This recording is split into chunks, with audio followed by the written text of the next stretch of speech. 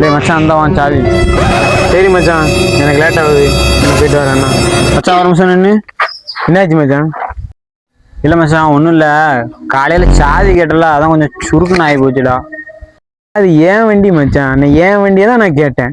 வாங்கி 1 மாதம் ஆகிட்டேன், வண்டியை எனக்கு கைக்கே வரலையே. இப்போ நான் வெளியில் போகணுன்னா வாங்கினேன், அவ்வளோதான் மச்சான். அதான் அந்த பேசிய சுருக்குன்னு பேசிய.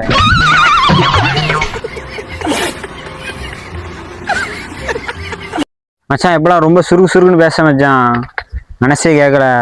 கொடுத்ததெல்லாம் சொல்லி காட்டுறியா மச்சான், இனிமே பேச வேண்டாம் மச்சான், ஃப்ரெண்ட்ஷிப்பை கட் பண்ணிடும். இப்போ பேசுதான்டா சுருக்குன்னு. ஏன்டா நான் வண்டியில் பெட்ரோல் போட்டு விட்டா நீ கடைக்கு போகிறேன் அதுக்கு போகிறேன்ட்டு வண்டி பெட்ரோலை காலி பண்ணி வந்து விடுத. ஒரு 50 ரூபாய்க்கு பெட்ரோல் போட்டுக்கலாம் என் வண்டிக்கு.